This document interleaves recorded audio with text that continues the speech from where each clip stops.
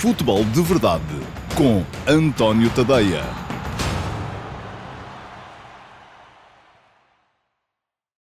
Olá, meus amigos, muito boa tarde a todos e sejam muito bem-vindos à edição número 142 do Futebol de Verdade para a temporada de 2023-2024. Hoje é quarta-feira, dia 13 de março de 2024. Já não há equipas portuguesas na Liga dos Campeões. Porquê? Porque o Futebol Clube do Porto caiu ontem nas grandes penalidades contra o Arsenal no Emirates. Perdeu o jogo por 1-0 e depois acabou por ser eliminado no desempate por grandes penalidades.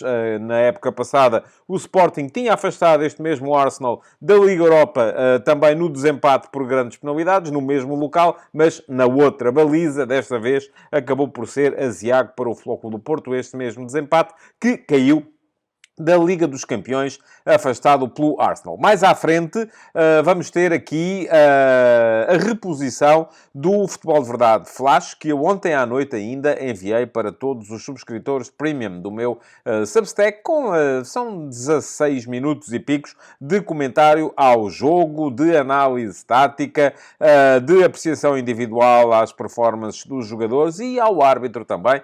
Vai ficar aqui mais à frente, em reposição, no final da edição de hoje do Futebol de Verdade. E aproveito para vos dizer que este é o último flash que vai ser reposto aqui nas edições regulares do Futebol de Verdade. Porquê? Porque o Futebol de Verdade vai mudar a partir da semana que vem. Desde já vos convido a estarem presentes na live de sexta-feira. É sexta-feira, 18 horas, aqui mesmo no meu canal de YouTube. Apareçam para ficarem a saber exatamente o que é que vai acontecer a partir da semana seguinte. Não vai deixar de haver edições do Futebol de Verdade Flash, vai continuar a haver. Vamos continuar a ter aqui os meus comentários aos jogos que contam em termos de atribuição de títulos. Os subscritores premium do meu Substack vão continuar a recebê-los via e-mail ou através da app do Substack, a seguir a todos os jogos, no dia dos jogos que contam de facto. Os outros poderão continuar a ver as edições do Flash, mas independentes, sem estarem associadas a nenhuma edição do Futebol de Verdade, e apenas, em princípio, 48 horas depois dos jogos. Porquê? Porque tenho que introduzir aqui alguma vantagem competitiva para quem me ajuda, para quem contribui para que eu possa manter a minha atividade profissional de jornalista, independente dos grandes grupos de média. Ora, muito bem. Quem quiser ficar a saber mais ou menos aquilo que está na minha cabeça neste momento, pode fazer uma de duas coisas. Ou assistir à live de sexta-feira passada, porque eu expliquei lá na altura não só as motivações e as razões pelas quais ia mudar, como também aquilo que tinha em mente, como pode ler o texto que publiquei no sábado no meu Substack, a explicar exatamente aquilo que me ia na cabeça por essa altura. Fica aqui o link para poderem dar lá um salto. Depois, há lá muitos comentários. Há comentários também aqui nas caixas de comentários dos programas no meu canal de YouTube. Eu sou sensível à vossa opinião. Se calhar vou mudar ali algumas coisas daquilo que tinha em mente, mas se quiserem ficar a saber exatamente aquilo que vai acontecer, não há nada como aparecerem na sexta-feira para a edição live do Futebol de Verdade, às 18 horas, aqui mesmo no meu canal de YouTube. Portanto, já sabem, hoje a edição é normal, teremos ataques rápidos e, no final, a reposição do Futebol de Verdade Flash relativo ao Arsenal 1, Futebol Clube do Porto 0. Amanhã não há Futebol de Verdade. Porquê? Porque vamos ter Futebol de Verdade a essa hora. Às 17h45 há esse Rangers-Benfica, que vai apurar uma equipa para os quartos de final da Liga Europa. Às 20 horas há esse Atalanta-Sporting, que apura outra, e são as últimas duas equipas portuguesas ainda em prova nas competições internacionais. E na sexta-feira teremos, e portanto amanhã à noite, haverá então edições do Flash entregues apenas aos subscritores premium do meu Substack, seja através de e-mail ou da app do Substack, ou através do vosso browser, se quiserem lá chegar, a tadeia.substack.com. E depois, na sexta-feira, estas edições ficarão disponíveis para todos aqui no YouTube, porque ainda não se coloca a tal margem de 48 horas. E na sexta-feira, às 18 horas, teremos então a live para explicar tudo aquilo que vai mudar, não só aqui no meu canal de YouTube, como também lá no meu Substack, em tadeia.substack.com. Muito bem, para já, aquilo que vamos ter é ataques rápidos, porque há futebol de ontem, futebol de hoje, futebol da manhã e mais notícias para comentar. Futebol de Verdade com António Tadeia.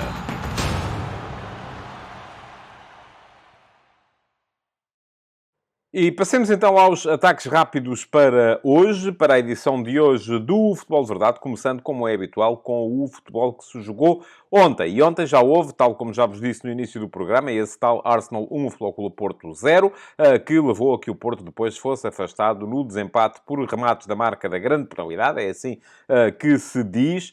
Na altura, 4-2 para o Arsenal, porque os jogadores do Arsenal, todos eles, marcaram os seus penaltis e, de caminho, no Futebol Clube Porto, Wendel acertou no poste e Galeno permitiu a defesa a David Raya.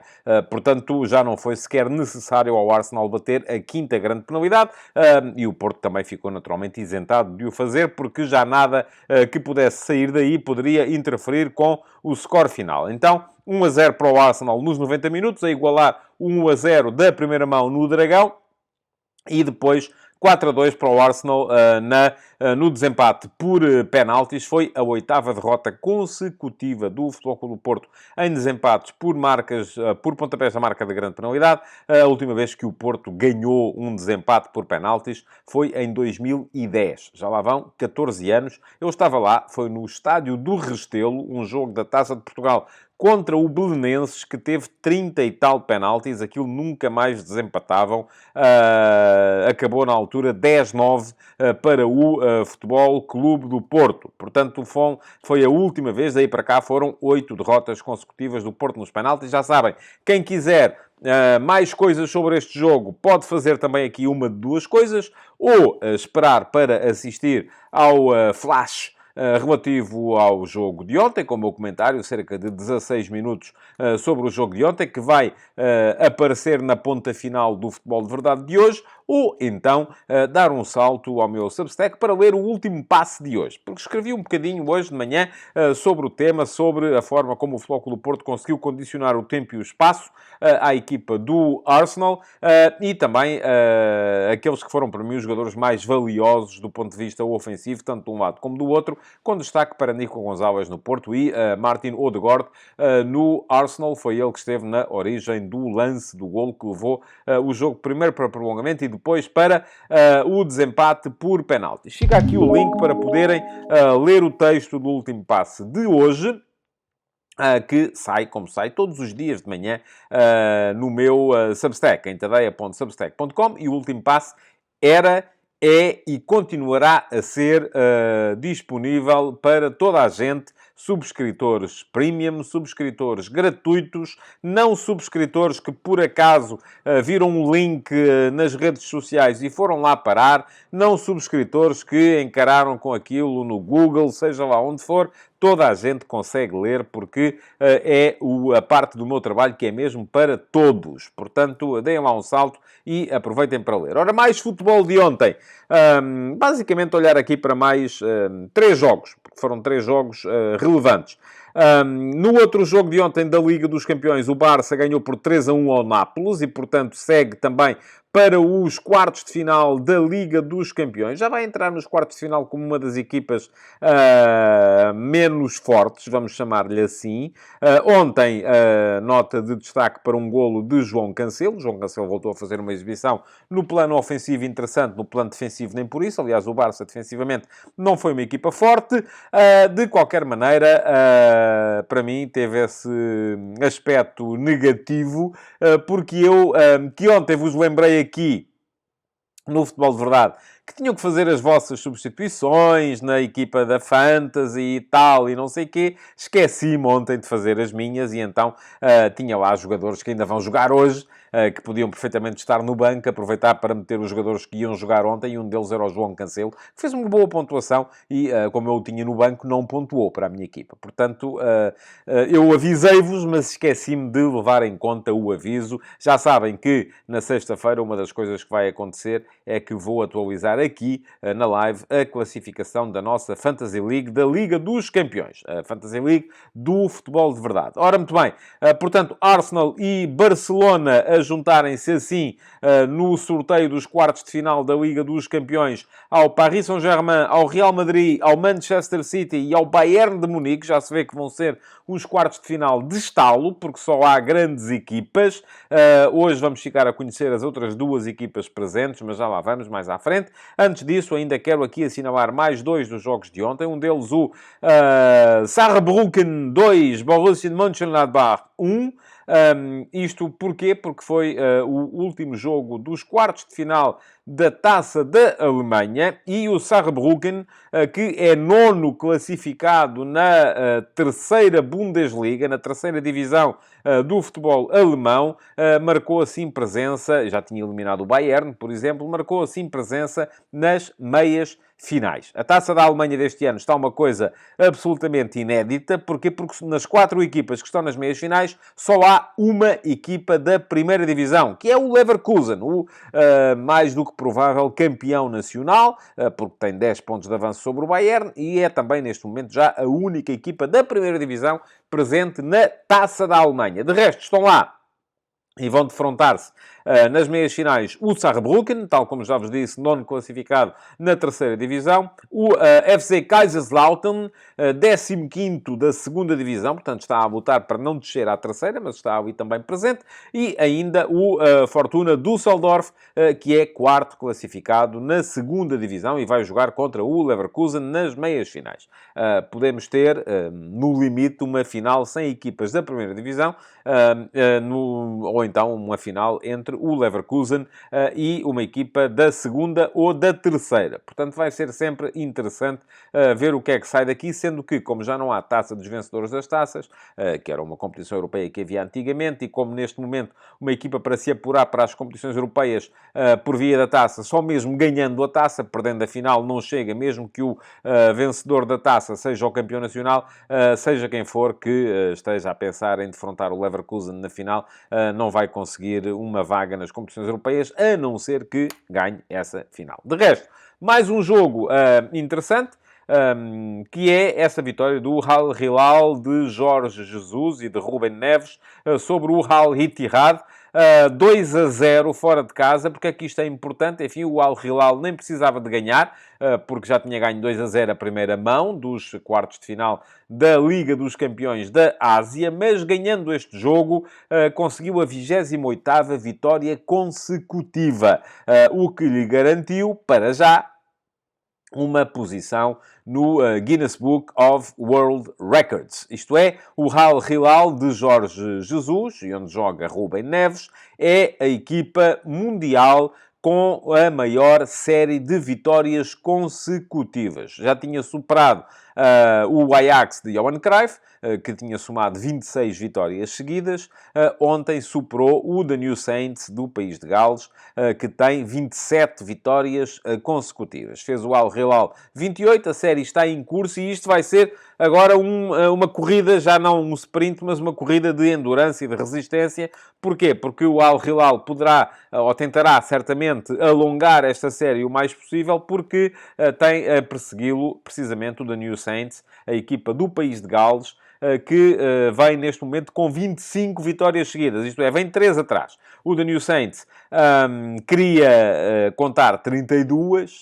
Porquê? Porque contava nas suas contas um jogo com o East Fife na Taça Challenge entre os clubes da Escócia e do país de Gales. Ganhou por 3-2 ao East Fife no dia 14 de outubro de 2023, mas ganhou por 3-2, enfim, nos penaltis, porque dentro do campo o resultado final foi 2-2. Portanto, esse jogo foi contabilizado como um empate, e a série que o The New Saints calculava que era de 32 jogos, não é de 32, é neste momento apenas de 25, mas ainda está a prosseguir e poderá ser prolongada durante mais tempo. Vai ser uma guerra entre o Al Hilal e o The New Saints, dois clubes que contam pouco em termos do panorama internacional, mas que têm esta disputa particular neste momento. De resto, o Al Hilal chegar às meias finais da Liga dos Campeões da Ásia. O Al Hilal de Jesus vai ser certamente também campeão saudita, porque leva já uma vantagem grande sobre o Al Nassr, de Luís Castro e Cristiano Ronaldo. Nas meias finais da Liga dos Campeões da Ásia vai jogar com o Al Ain, precisamente a equipa que eliminou o Al Nassr. O Al Ain é dos Emirados Árabes Unidos e é treinado pelo argentino Hernan Crespo. Na outra meia-final, que junta as equipas do Extremo Oriente, vamos ter o Ulsan Hyundai da Coreia contra o Yokohama F. Marinos do Japão. Portanto, vai ser uma final depois entre uma equipa do Extremo Oriente e uma equipa do Médio Oriente. Muito bem.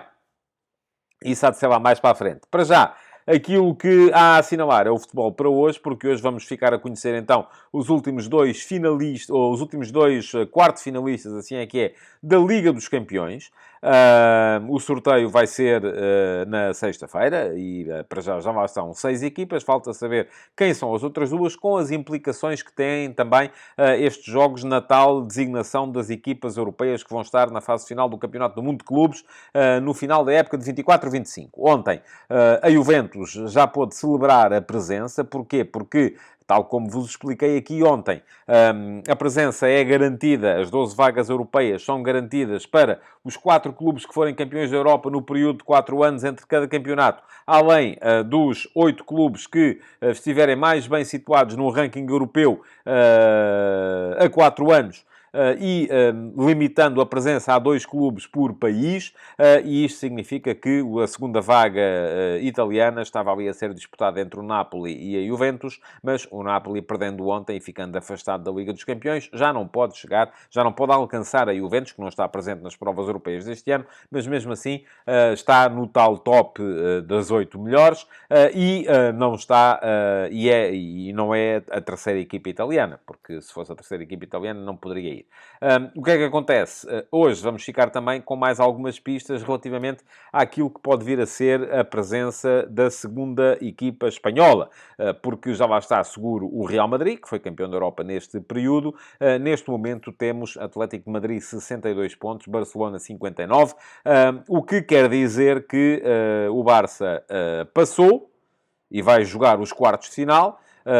Se conseguir apurar-se, e vai precisar de se apurar para as meias finais, se quiser sacar a vaga ao Atlético de Madrid, isto mesmo que o Atlético hoje perca contra o Inter nesse jogo dos oitavos de final das Champions. Portanto, hoje temos 2 jogos. Por um lado, Atlético de Madrid-Inter, e para mim o Inter é favorito. O Inter vem com 13 vitórias seguidas, desde um empate a uma bola contra o Genoa no dia 29 de dezembro. Em 2024 ganhou todos os jogos que fez, incluindo esse jogo em casa contra o Atlético de Madrid, que venceu por 1-0. Vai agora defender em Madrid esta vantagem. Do outro lado, um Atlético que não está bem, que só ganhou 1 dos últimos 5 jogos, que só ganhou 3 dos últimos 10 jogos, período no qual sofreu 5 derrotas, que neste período de 10 jogos só conseguiu por 2 vezes manter a baliza a zeros. Portanto, é uma equipa que está com problemas defensivos e que certamente vai ter dificuldades para segurar um Inter de Milão, que para mim neste momento é uma das equipas mais fortes da Europa e que está completamente à vontade, tem 16 pontos de avanço na Série A italiana e, portanto, não está minimamente em dúvida que vai ser campeão, que vai arrecadar mais um Scudetto e pode centrar todas as suas energias na Liga dos Campeões. Ora, além disso, teremos hoje um Borussia Dortmund PSV Eindhoven, é o quarto da Bundesliga contra o líder da Eredivisie neerlandesa. O PSV também tem 10 pontos a mais do que o Feyenoord, vai ser em princípio campeão dos Países Baixos, mas vai ter hoje uma tarefa muito difícil, muito complicada, fora de casa contra o Borussia Dortmund, frente à famosa muralha amarela. O apoio entusiástico dos adeptos do Borussia. Parece-me que o Borussia é a melhor equipa, mas dê por onde der, parece-me também que deste lote de equipas, seja o Borussia, seja o PSV, vai sair o refresco no sorteio da próxima sexta-feira. De resto, mais 2 jogos interessantes para nós portugueses hoje. Está a jogar já o Flóculo do Porto contra o FSV Mainz na UEFA Youth League. estão a jogar, é a partida dos quartos de final da UEFA Youth League. O Futebol Clube do Porto a bater-se pela passagem à próxima fase da competição, contra os alemães do Mainz. E mais logo, 20 e 10, vamos ter o último jogo dos quartos de final da Taça de França, entre o Paris Saint-Germain e o Nice. PSG, naturalmente, favorito, já estão nas meias finais.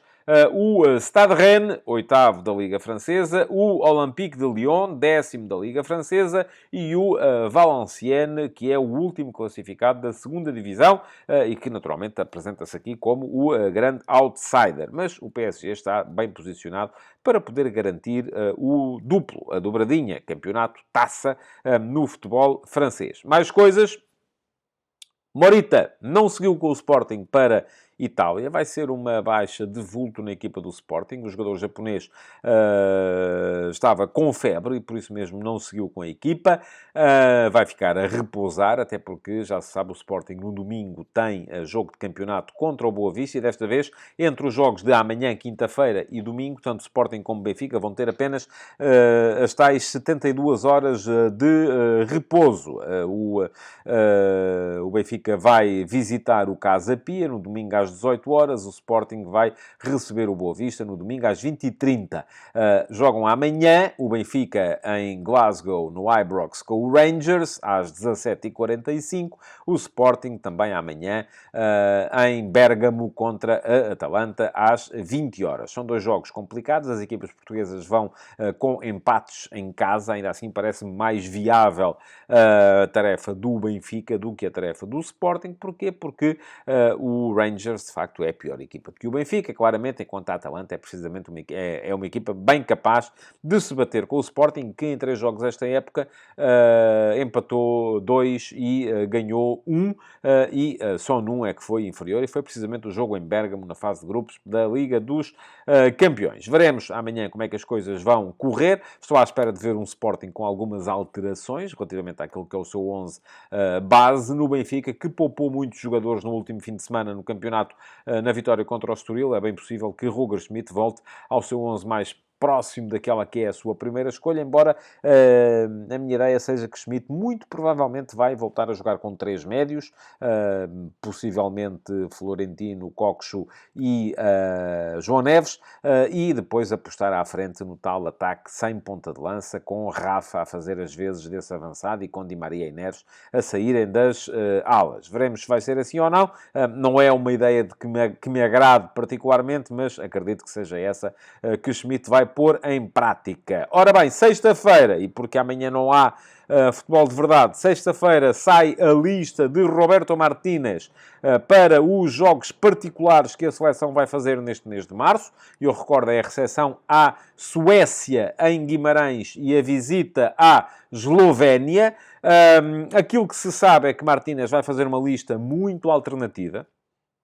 Ele já o disse, que vai chamar muitos jogadores que estiveram em todas as pré-convocatórias até este momento, e as pré-convocatórias têm sempre mais de 50 jogadores, mas depois não conseguiram chegar a estar na lista final, e aquilo que Martínez vai fazer vai chamar 34 jogadores, em princípio serão 34 jogadores, portanto, basicamente são 3 guarda-redes, e depois 3 por posição, com eventualmente um jogador de bónus, porque senão seriam apenas 33, sendo que a ideia de Martínez neste momento será de chamar 11 jogadores daqueles mais utilizados frequentemente em exclusivo para o primeiro jogo, 11 jogadores daqueles mais utilizados frequentemente em exclusivo para o segundo jogo e outros 11 jogadores, os tais que têm feito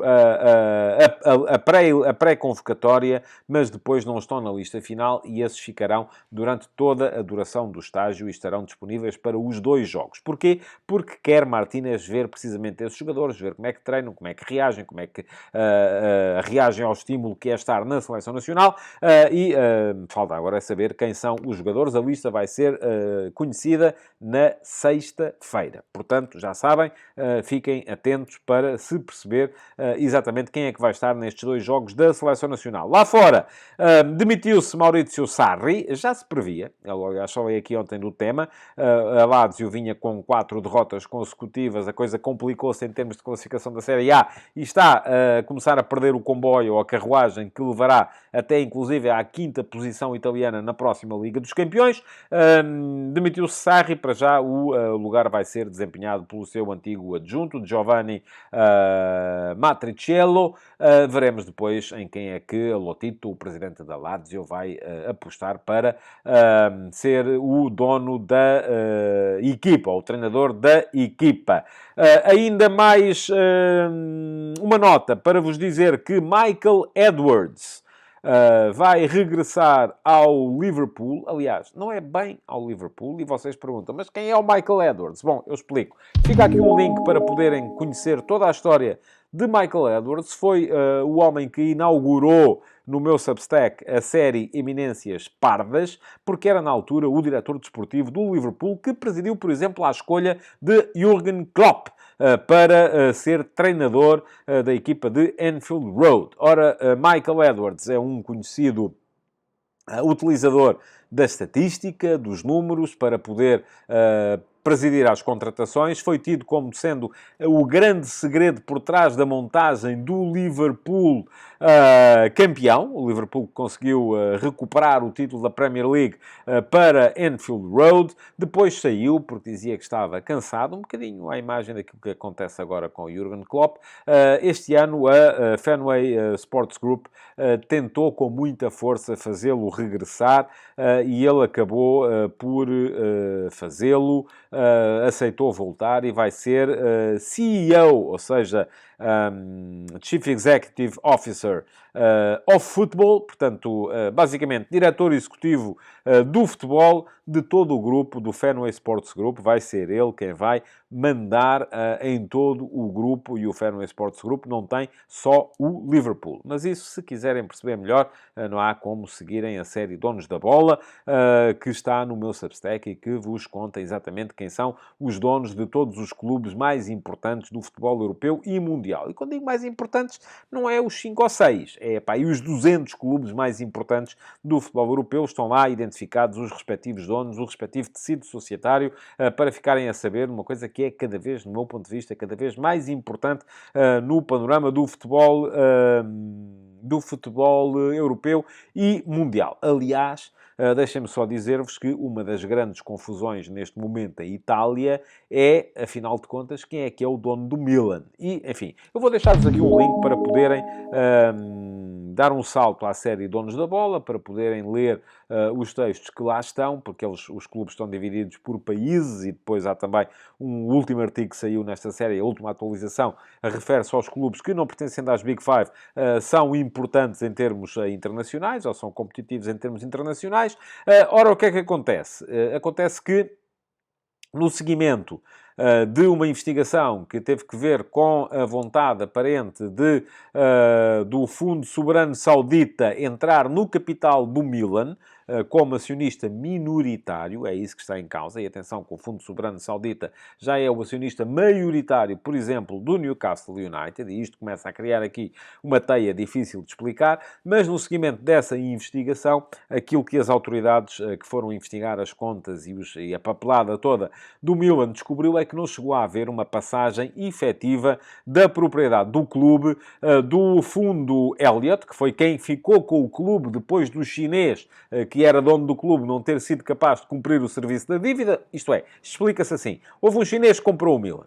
Quando comprou o Milan, pediu um empréstimo para pagar. Não conseguiu pagar. O fundo que lhe emprestou o dinheiro, assim sendo, ficou com o Milan. O Milan passou a ser desse fundo, que era o Elliott Sports Group. Ora, o Elliott Sports Fund, assim é que é, depois alienou a sua participação no Milan ao Redbird Capital Partners, do Sr. Cardinale, que é um imigrante italiano em Itália, ou um filho de imigrantes italianos em Itália, que é também dono do Toulouse, de França, por exemplo, e aparentemente o Redbird seria o dono do Milan e poderia vender essa parte do capital, ou uma parcela minoritária do capital, ao Fundo Soberano Saudita. Portanto, isto é uma confusão, já estão a ver o que é que está aqui em causa. Mas Aquilo que acontece é que parece que não chegou a haver uma passagem efetiva de propriedade do Elliott para o Redbird, o que quer dizer que o Elliott, afinal de contas, se calhar ainda é dono do Milan. E, portanto, enfim, quem quiser perceber melhor as coisas é dar um salto ao link que eu já vos recomendei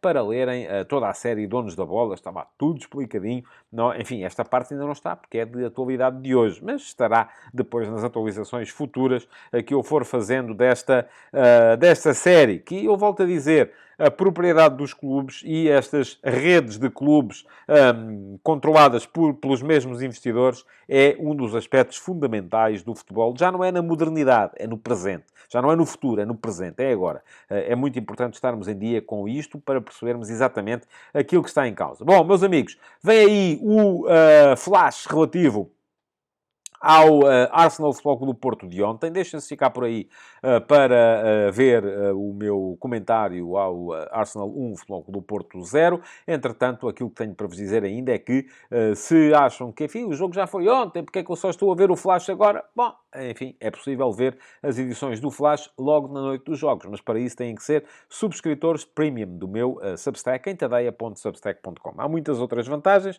e mais haverá, já a partir da semana que vem, mas basicamente uma delas é que têm direito a receber os vídeos dos comentários aos jogos logo na noite em que os jogos acontecem, diretamente no vosso e-mail ou na app do Substack, caso optem por tê-la instalada nos vossos meios. Muito bem. O link para poderem fazer a subscrição fica aqui.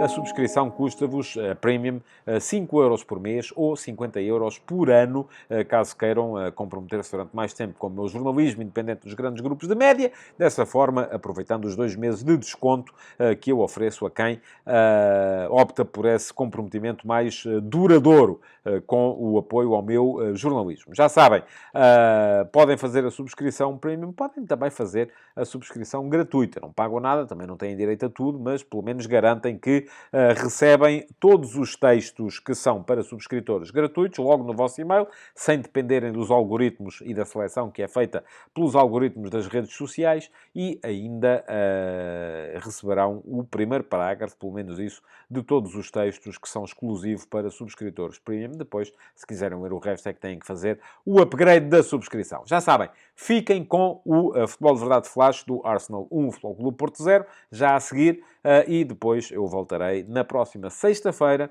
para a live das 18 horas, aqui mesmo no meu canal de YouTube, que podem também aproveitar para se inscreverem nele e para ativarem as notificações, dessa forma sendo avisados sempre que houver aqui novos conteúdos. Futebol de Verdade com António Tadeia.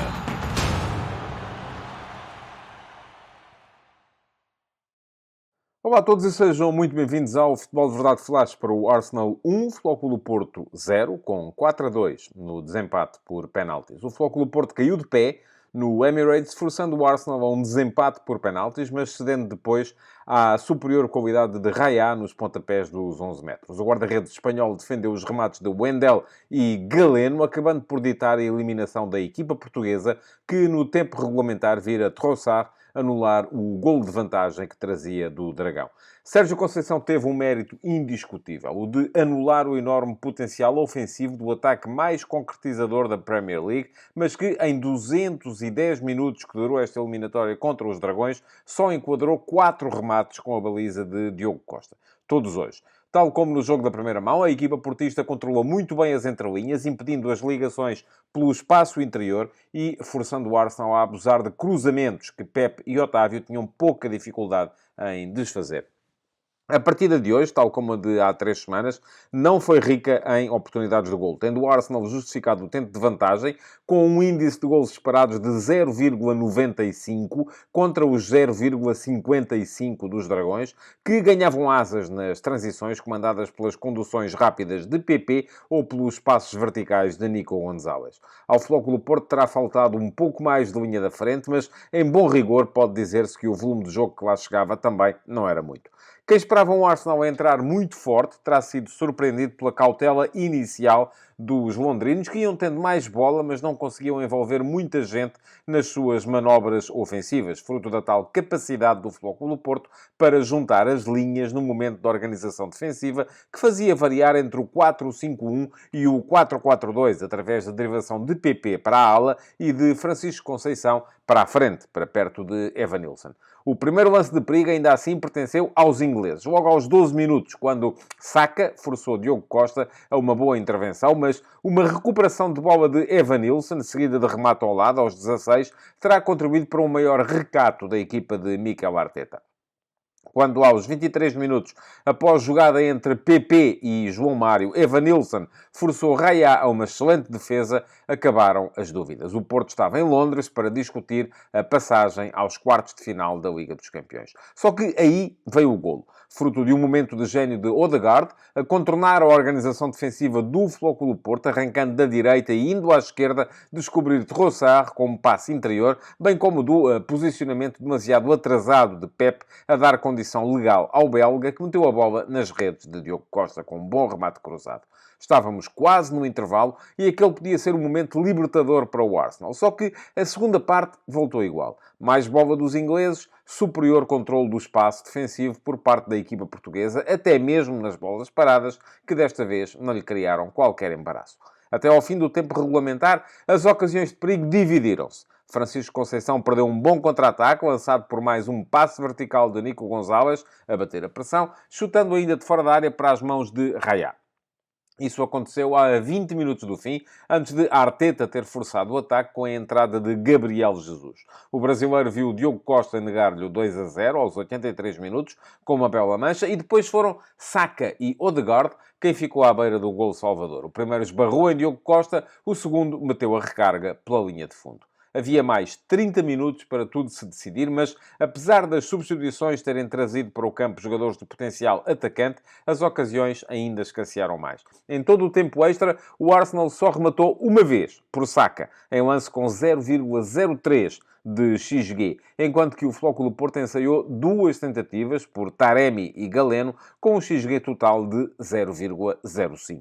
Ambas as equipas mostraram mais fadiga e medo de perder do que vontade de ganhar, pelo que ficou tudo adiado pelos penaltis. Aqui o Arsenal começou a ganhar na moeda ao ar, que lhe permitiu levar o desempate para a baliza contrária àquela em que estavam os adeptos portistas. Há um ano, o Sporting ganhou ali o desempate no outro topo. Odegaard, Havertz, Saka e Rice converteram os 4 tiros tentados pelos ingleses, enquanto que pelo Futebol Clube do Porto marcaram PP e Gruitch, mas o Endel e Galeno viram Raya frustrar-lhe os esforços com duas excelentes defesas. E o Arsenal seguia para os quartos de final.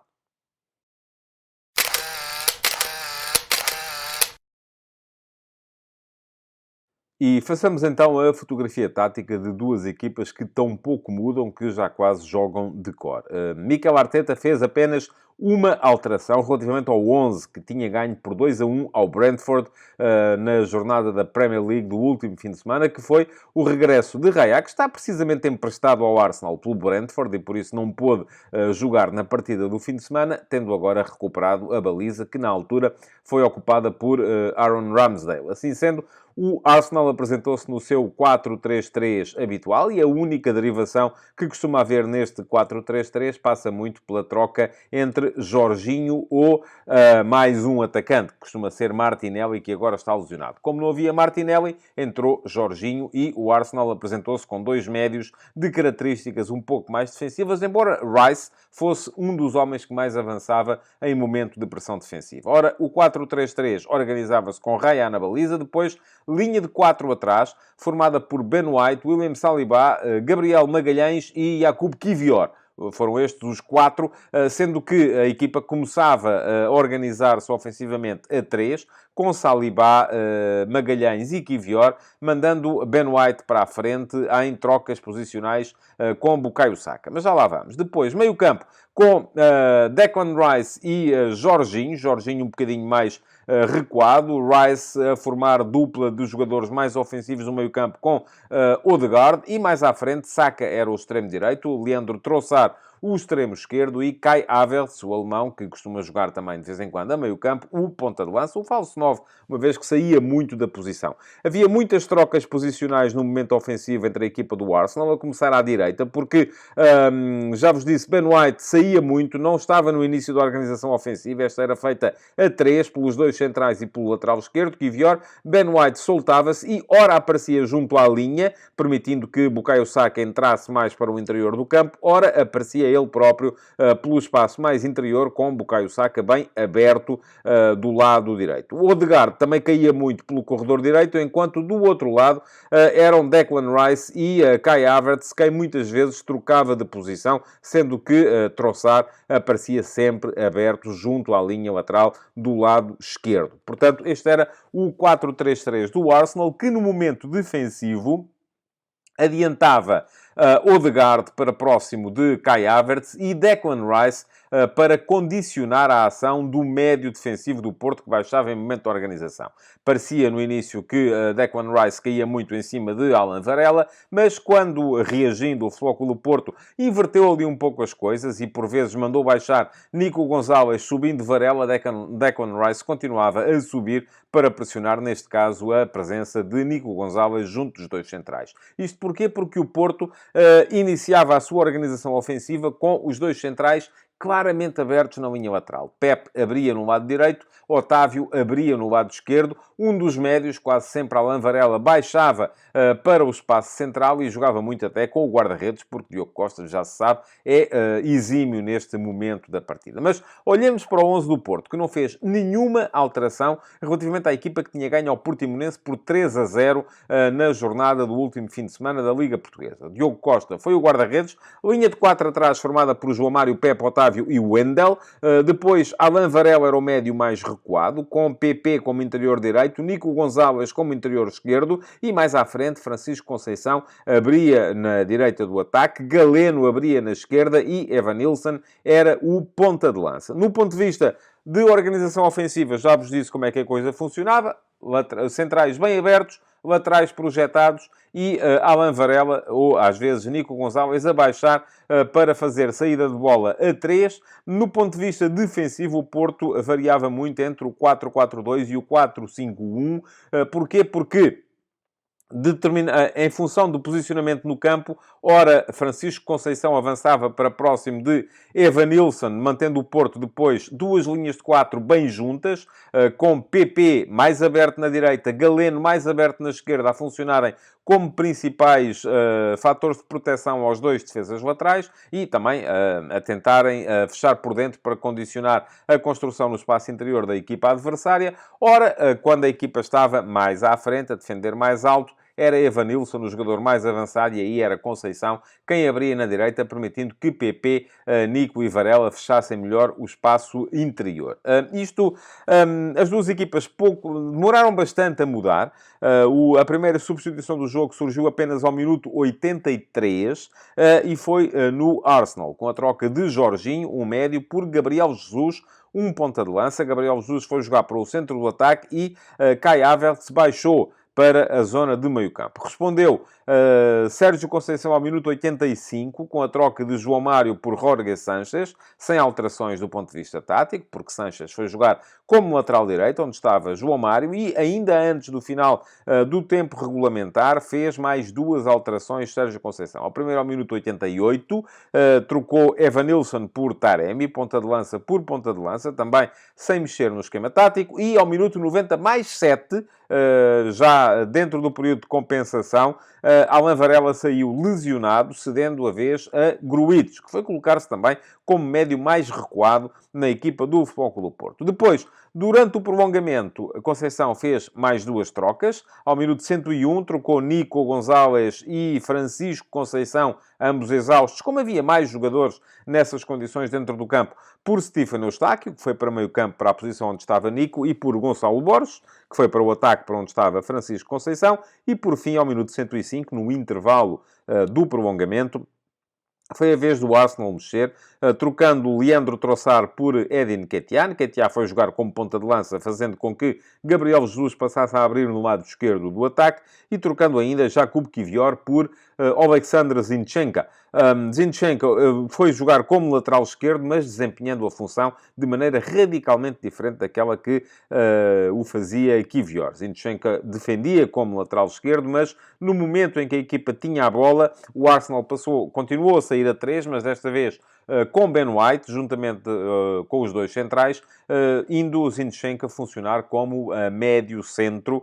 No momento de posse, aparecia no meio do campo, bem à frente dos três que faziam a saída de bola e deixando o corredor esquerdo todo ele para a presença de Kai Havertz e de Gabriel Jesus.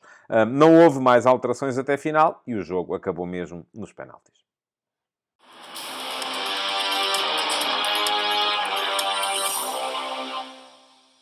A definição do herói do jogo tem naturalmente muito que ver com aquilo que se passou no desempate por grandes penalidades, onde já se percebe que Raya foi o mais sério candidato a esta distinção. É isto tendo em conta que os dois guarda-redes não comprometeram durante os 120 minutos e até assinaram um par de boas defesas, mais até Diogo Costa. Raya menos sujeito, teve uma belíssima defesa ainda durante a primeira parte, no remate de Evanilson, mas depois pouco mais foi posto à prova. Diogo Costa teve que fazer duas manchas interessantes, sobretudo uma segunda feita face a Gabriel Jesus, quando este tinha acabado de entrar, a manter o Flóculo do Porto na eliminatória.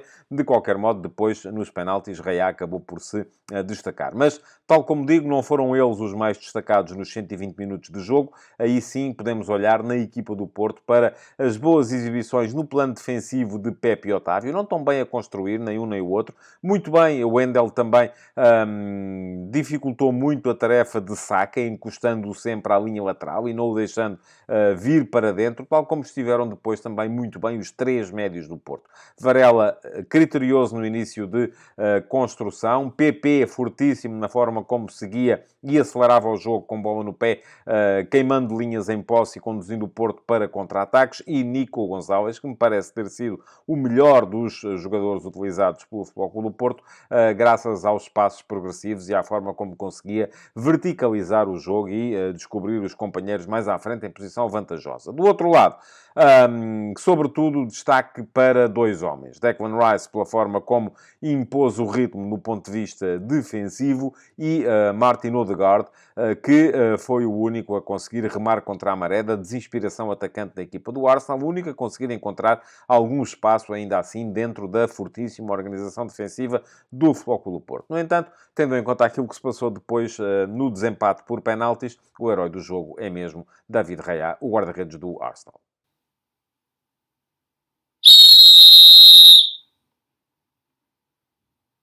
Foi boa a arbitragem do francês Clément Turpin neste Arsenal Futebol Clube do Porto. Também não teve assim muitos lances problemáticos. Esteve bem no plano disciplinar, nos cartões amarelos que mostrou, e teve que mostrar um cartão amarelo a cada um dos treinadores, a Arteta e a Sérgio Conceição. Teve apenas um lance um pouco mais problemático, que foi a anulação de um golo a Odegaard ao minuto 67, por causa de uma falta antes na jogada de Kai Havertz sobre Pepe. Existe, de facto, um agarrão do atacante alemão na camisola do defesa luso-brasileiro, mas Pepe arriscou um bocadinho, porque, sendo verdade que o puxão existiu, também é verdade que Turpin deixou por marcar alguns lances deste género, sobretudo quando eles aconteciam em situação não tão limite. E uma situação de golo é sempre mais problemática e, por isso mesmo, creio que o árbitro terá aqui marcado a falta. Mas deixou por marcar, por exemplo, um lance em tudo parecido sobre Evanilson, já próximo da área do Arsenal, como deixou por marcar um lance também em tudo parecido de Pep com Odegaard na área da equipa do Arsenal. Portanto, nesses casos, optou por deixar jogar, neste caso marcou a falta e isso acabou por salvar o Futebol Clube do Porto do segundo golo que depois Odegaard acabou por marcar no seguimento da jogada. Não se trata de um erro e por isso mesmo o VAR não chamou Turpin para rever a jogada, porque a falta, tal como digo, existiu, mas isso não implica que Pep não tenha arriscado, porque caso Turpin tivesse deixado de seguir, como deixou de seguir em muitas outras situações, o Futebol Clube do Porto poderia ter saído prejudicado desta situação. Futebol de Verdade